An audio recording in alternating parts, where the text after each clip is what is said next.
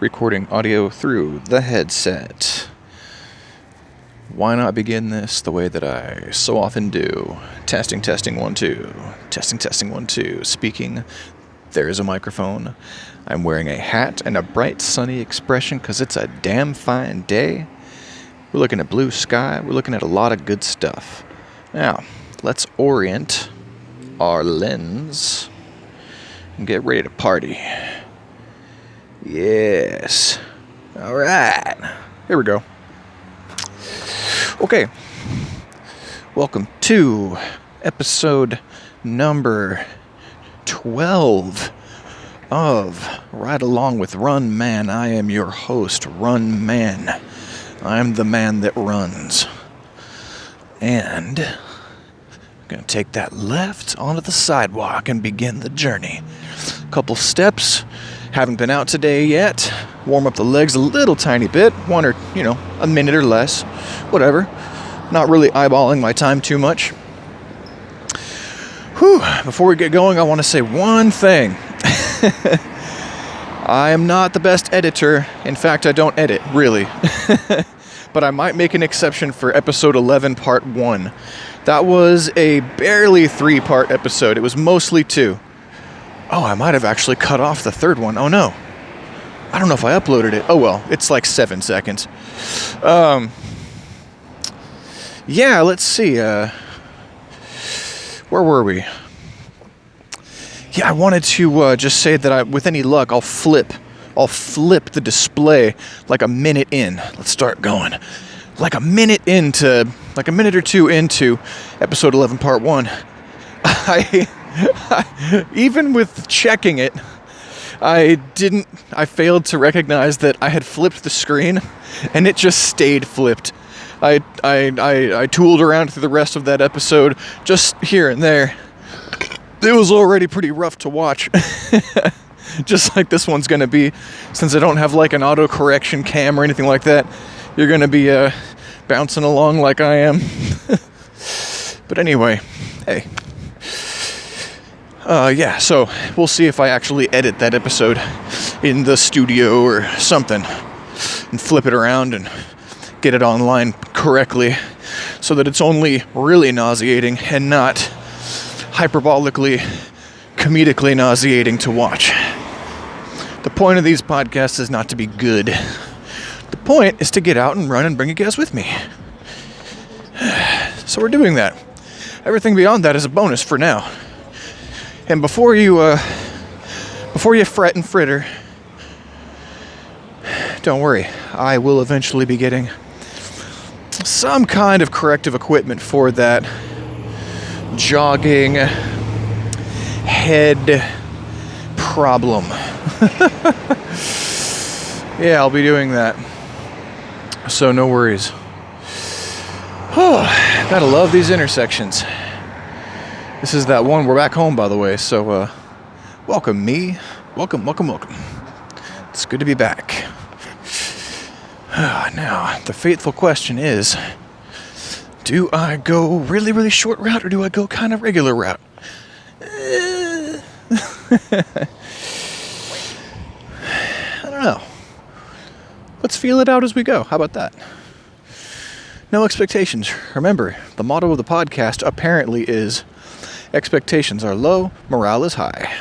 I haven't said that in like 5 episodes, but I think it's a fine motto. Nothing wrong with it at all. Okay, check-in body update.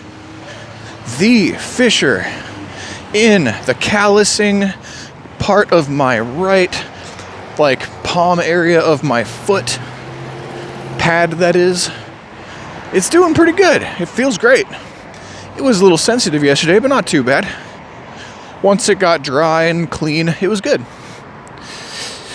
So today, I imagine that by the end of the day, after showering and everything, when I go over it and check it out to make sure it's not getting any worse, I'm pretty sure what I'll find is that the fissuring is probably beginning the resealing process, or new skin's coming up and less new skin is becoming callousy skin, and callousy skin is so slowly becoming leather.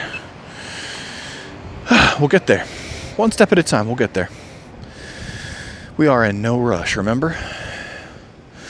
This might be a half an hour run, might be an hour run.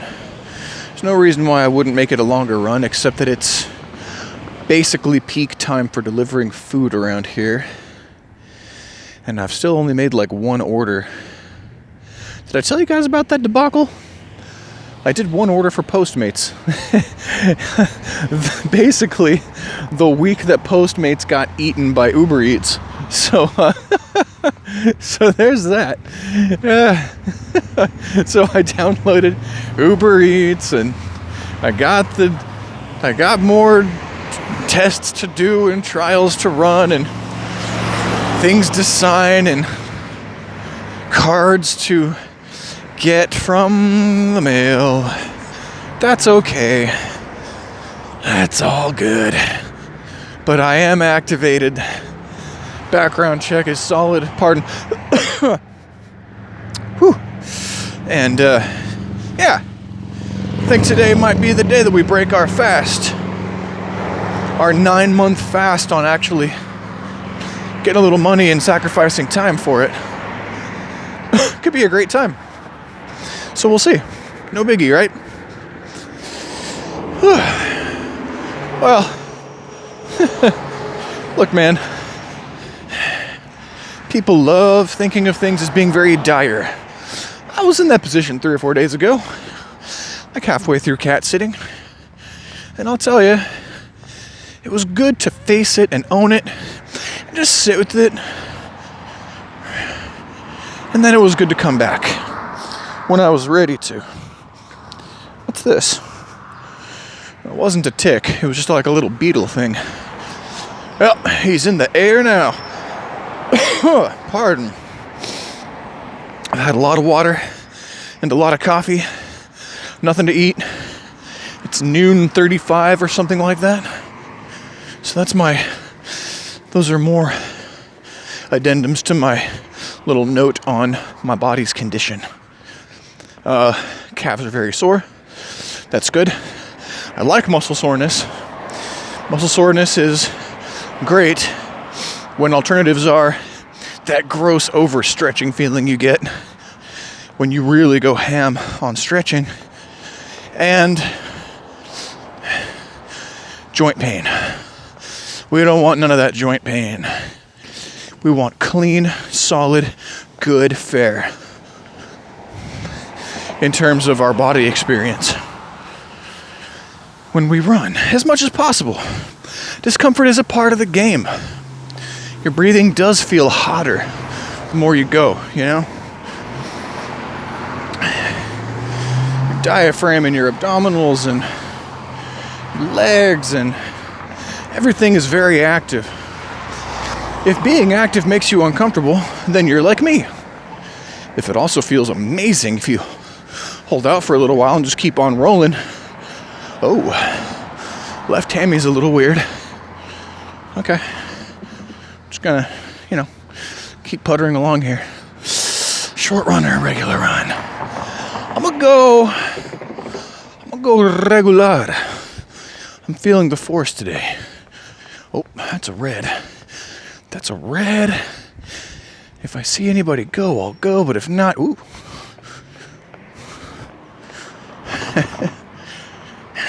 So, I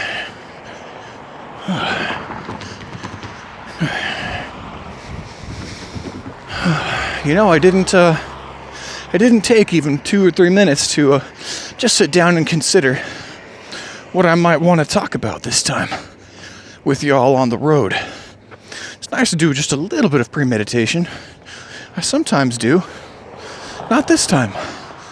I'm kind of a blank slate today. We could go anywhere. We could do anything. Well, let's see.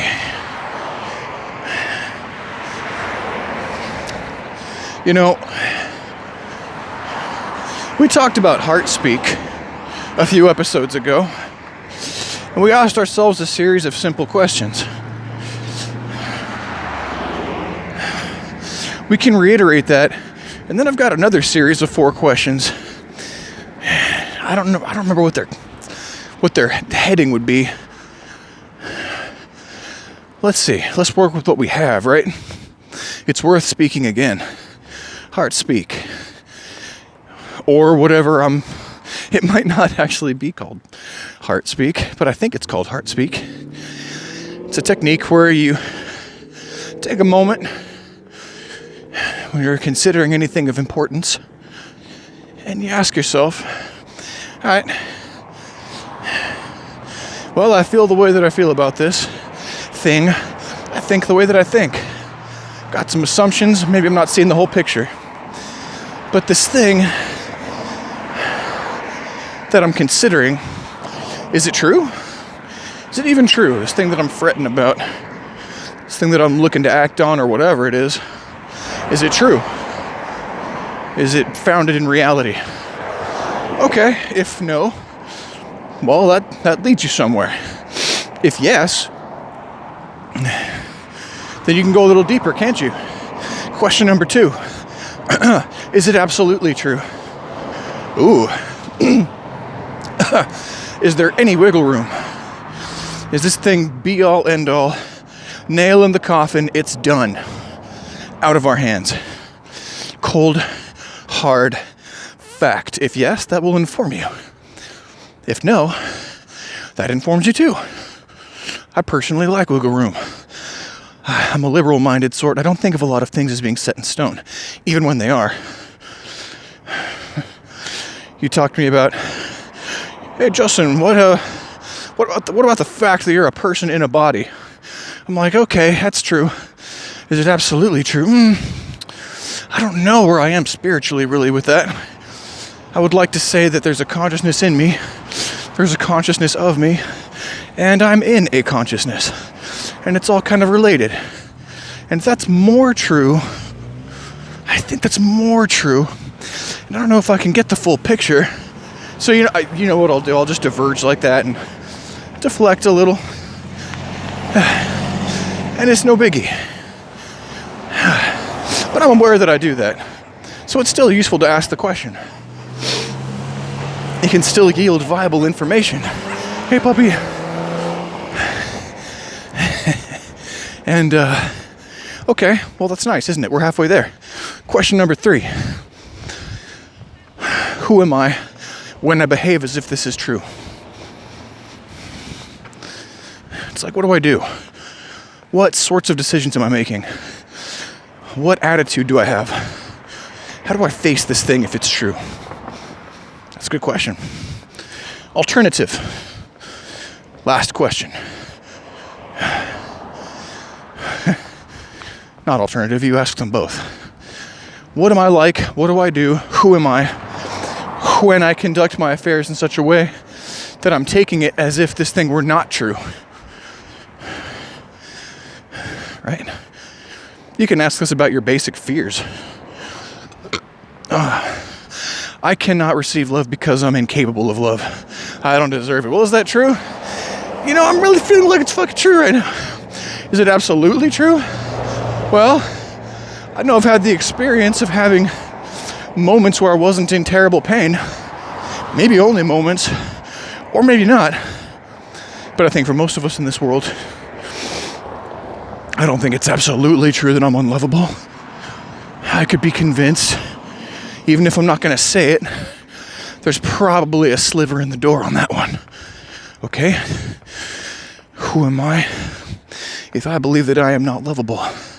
That I don't deserve it? Well, I'm not special. I'm just a human.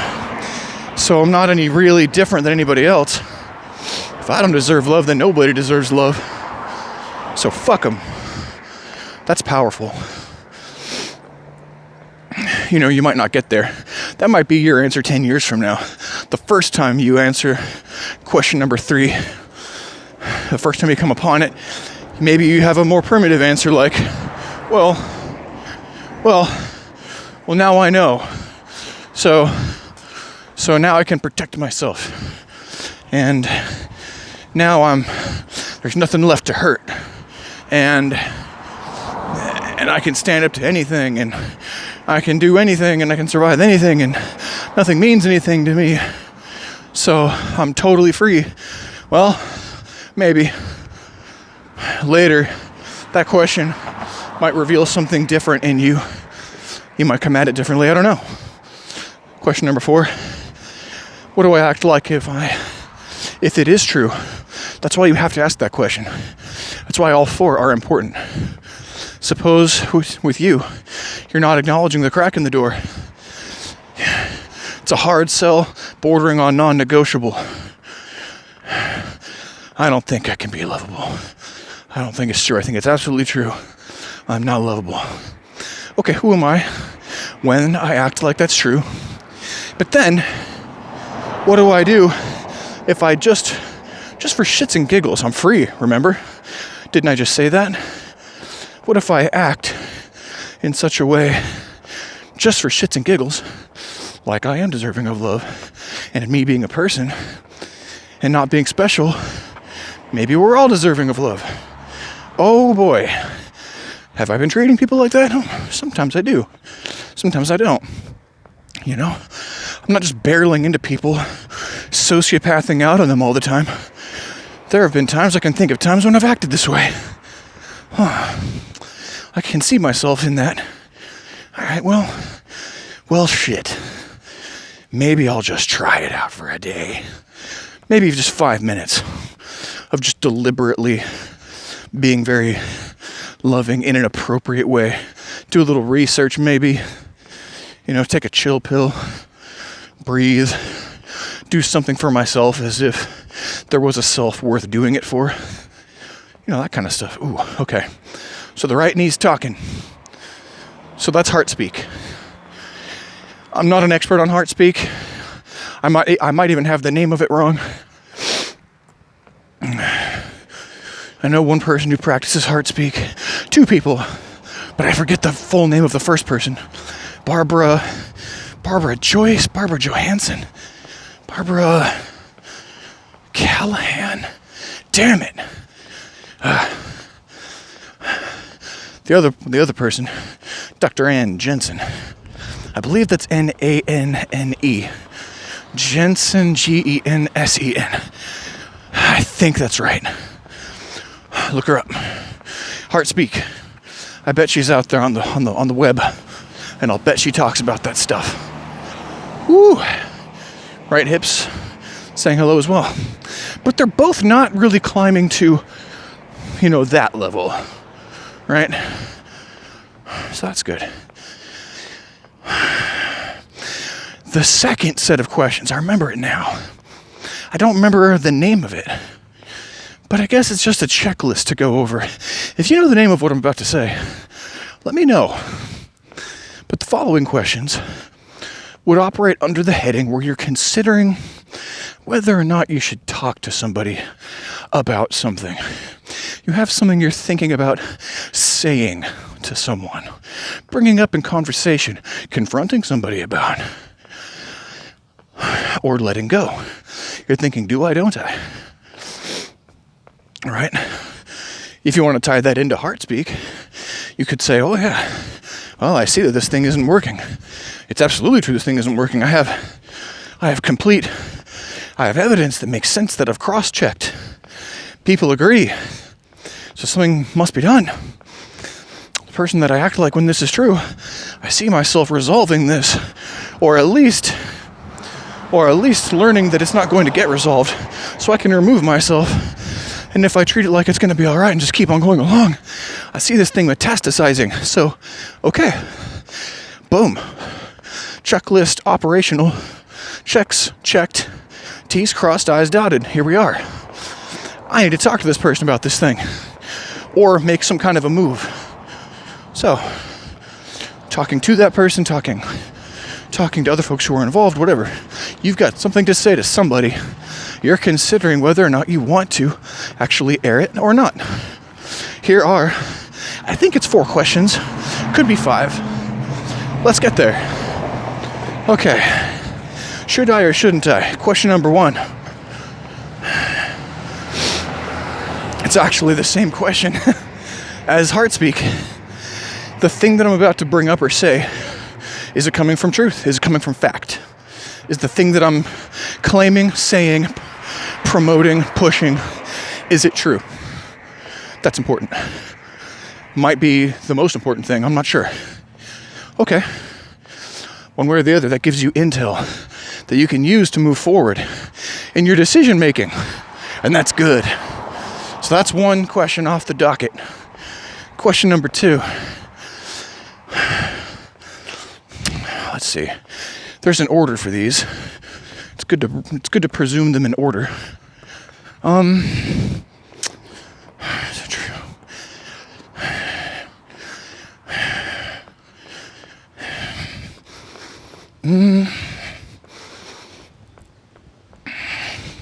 Okay. I believe the second one is it useful? Does you bringing this up provide utility? Does it open a door? Does it bring you somewhere where a change might happen? Is the content good to know? Can it serve somebody? If it can't, then it's just detritus, really, right? Then you're just talking fluff. So is it useful? Is it true? Is it useful? The third thing, can it be communicated well? Can it be described? Do I have the ability to put this into words? Can we talk about this? I don't think that's ever 100% yes or no question, because you never know your audience 100%, right? Even if you think you do, human beings can always surprise you. I've learned that. That's one of my absolute truths. People can surprise you. People have the capacity to surprise you, including yourself.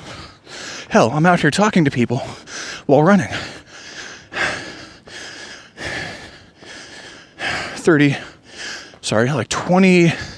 25 years ago, I was origamiing up fake paper currency in a classroom, hiding it, folding these little 1 notes and 2 notes and 5 notes into Star Wars vehicle shapes that were poorly done, but did stand up, and hiding them, and hiding everything, and looking at people and hoping they weren't looking at me, but also hoping they felt sorry for me, and hoping somebody was thinking of me. I was a kid, man. 7, 8, 9, I was a kid. Totally terrified of myself and everybody else. Totally didn't know how to deal with that my teacher and I just weren't going to get along, and that if I were in a kinder environment, perhaps I could have thrived way more early. But what happened there was a reflection of what happened everywhere in my life at that point. And that's okay. We made it here, where we can heart speak, and then we can choose whether or not to speak. Right? Okay. Is it true? Is it useful? Can it be communicated proficiently? Number 4. Would saying nothing be better? As in, does it need to be said? Because if it's better left unsaid, if you happen to know that might trump the first 3. But I don't think it trumps the 4th, or whatever it is that we're on. True, utility, communicated, better left unsaid. We're on 4. So 5, the final question, the 5th question. Is it kind? It seems to me that was an addendum. I seem to remember reading that was an update to an original formula that was older and went by a different name or modality. Makes sense, right? The old world left a little bit less space to kindness, perhaps, in some ways. I wouldn't give myself full clearance to swipe the card, enter that room, and make that case to a panel, to a tribunal. I don't have the word on kindness. I'm worried about my own kindness right now. I haven't made the great leap. You want to talk about more things? You want to talk about specifically things that I'm into right now? I told y'all. I like Tool. I like music. I like trying to make things work with myself. I like developing. Apparently, I like running. I really like talking. You bet your butt I all too often do not ask myself the 5 questions that I just gave you. So you're welcome. Use them. These are tools. I love tools. I love toolkits. Here's another one. And boy, am I just wandering through the murk of this one. It's tough, man. Because different people refer to different aspects of what being a person is differently. Who knew? Who knew? Well, I know. Because my mentor says it one way. Dan Millman said it another way. And I heard both of these modalities at the same time. I realized they were both true in a weird way, even though they were slightly different than each other. I think they were addressing different things. They were for different people. And that's totally cool. There's nothing wrong with that. Let's go over the hill. I like this hill. I often cross this hill, and it's nice and bushwhacked for us. Look at that. Oh, yeah. Ooh. Glad I didn't jump into that on accident. Oh, yeah. There it is. For those of you who wish to God that I would go more than 4 miles an hour when I run, you're welcome. You had a few seconds. Now it's back to my terms.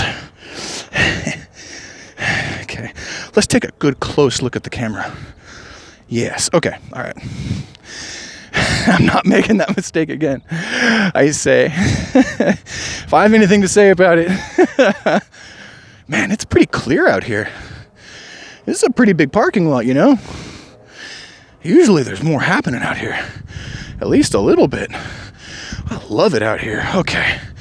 Whew. I just noticed that. And boy, I had to say something. What I just showed you in that wide shot, that's only like half of this property. A whole other front of it is on the other side of the buildings that you can see, the tree lines that you can see. And it goes into some soccer fields where people get together and do games. There's dog walking out there. There's like this base, this sometimes palleted, sometimes wooden roofed, often graffitied thing that people have constructed to sleep in. Sometimes it gets removed, sometimes it comes back. It's like a hot spot. It's like a waypoint that people just know about. It's tucked in back there. There's some hills, some artificial hills around some plumbing equipment, some powering equipment, something. But you can walk your dog right through that stuff. Nobody ever climbs those little hills. They're oddly U-shaped, like perfect U's. If you happened upon that the first time you crossed America, you'd be like, oh, the fucking mound builders did that, clearly. Even though we're in California. I don't think the mound builders... Is that even the proper term anymore? The Clovis? Unnamed civilizations totally washed away 12,000 years ago, along with the mammoths and the mastodons and the big fucking sloth creatures and such. Or whatever the story ends up being.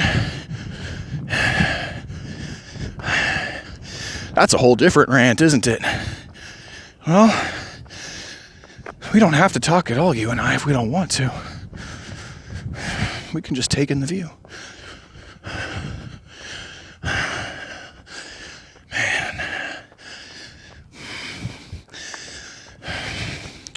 Sometimes when it's quiet like this, I think of myself as if I were on a level, vast, white sand expanse.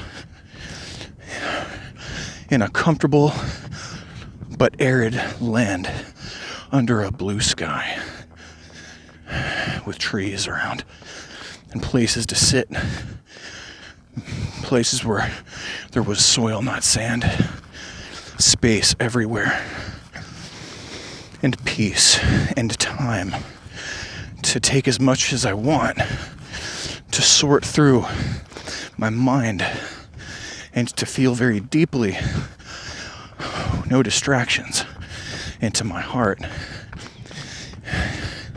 Maybe in presence to catch a glimpse of my soul somewhere.